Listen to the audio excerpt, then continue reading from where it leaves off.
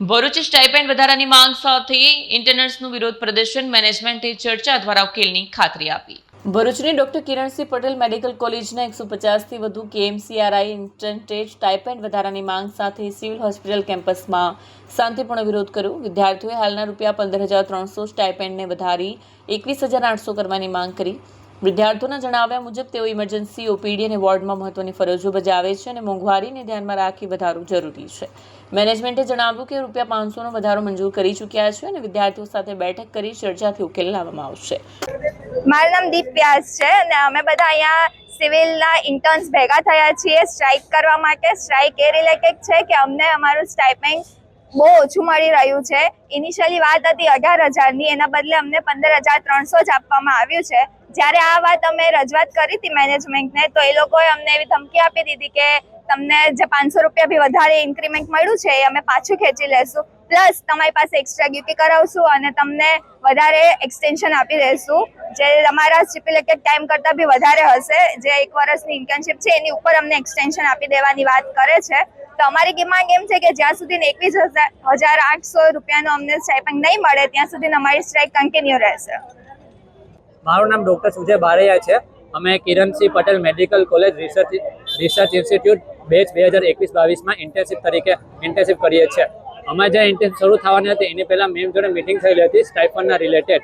તો સ્ટાઇપન્ડના રિલેટેડ અમને એમ કહેવામાં આવેલું હતું કે તમારું 23% જેટલું ઇન્ક્રીમેન્ટ થશે પહેલાં બેચના સ્ટાઇપન્ડના પ્રમાણે. હવે 2 મહિનાથી અમારું સ્ટાઇપન્ડ નહોતું આવ્યું ને 9 તારીખે જ્યારે અમારું સ્ટાઇપન્ડ આવ્યું ત્યારે અમને મહિનાના 15,300 જ આપ્યા સ્ટાઇપન્ડ, જે આગલા બેચના 14,800 હતો. એટલે મીન્સ અત્યારે લોકોએ ₹500 જેટલું વધાર્યું, એટલે 3% જેટલું ઇન્ક્રીમેન્ટ કર્યું છે. રિમેનિંગ 20% ઇન્ક્રીમેન્ટ એ લોકોએ નથી કર્યું. એના રિલેટેડ અમે મેડમ જોડે 2 વાર મિટિંગમાં ગયા હતા. તો મિટિંગમાં ગયા તો અમારા જોડે એ વાત કરી કે તમારું ઇન્ક્રીમેન્ટ હવે નહીં થાય, હમકા ₹500 તો વધ્યા, એના સામે હમકા 14,800થી ઘટાડવાના હતા.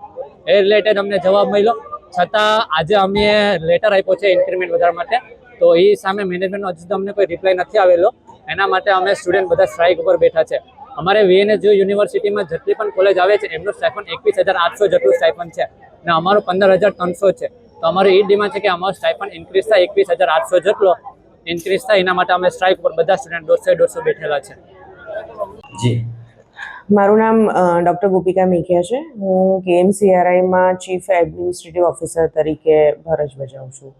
આજે જે અમારા ત્યાંના ઇન્ટર્ન્સ ડૉક્ટર્સ જે સ્ટ્રાઇક પર ઉતરેલા છે સ્ટાઇપન્ડ વધારવાના મુદ્દે, એ બાબતે મારે ખાલી એટલો જ ખુલાસો કરવો છે કે આ વિદ્યાર્થીઓની એપ્લિકેશન અમને 11 તારીખે મળી હતી, 11મી મે, અને એ લોકોની ઇન્ટર્નશિપ ચાલુ થઈ છે 18 મેથી.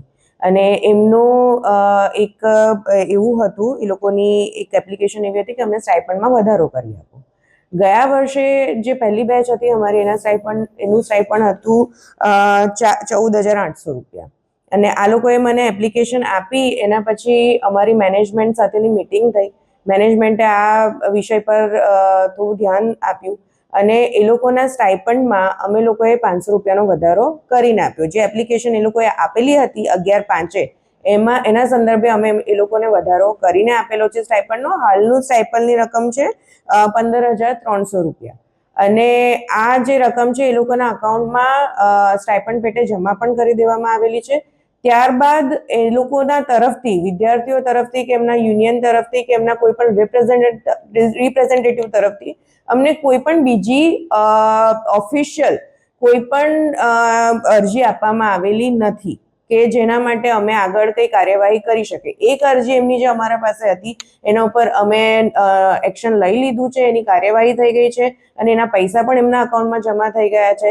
તેમ છતાં જો એ લોકોને અમારા CMD સાહેબને મળવું હતું, એમને મિટિંગ કરવી હતી આ મુદ્દે આગળ વાત કરવા માટે, જે અંગેની મિટિંગ 13મી તારીખે બરોડા ખાતે નિર્ધારિત પણ કરવામાં આવેલી હતી અને જેમાં એમને સાંભળવાનો પણ વિષય મૂકવામાં આવવાનો હતો અને એમના પ્રશ્નો નિરાકરણ લાવવાનું ટ્રાય કરવામાં આવવાનું હતું. પણ આજે જે આ લોકો ધરણા પર બેઠા છે એ અંગે અમારા પાસે આના પહેલા કોઈ જાણકારી નહોતી. એમને જે અમને એપ્લિકેશન આપી હતી એ અંગે અમે નિર્ણય લઈ લીધો હતો, એમના હિતમાં લીધો હતો અને એમનું વળતર પણ એમને ચૂકવી દેવામાં આવેલું છે. ત્યારબાદ એમની કોઈ એપ્લિકેશન અમારા પાસે આવેલી નથી. વિડીયો જર્નલિસ્ટ વિરેન્દ્ર પાટીલ સાથે સત્યા ટીવી ન્યૂઝ, ભરૂચ.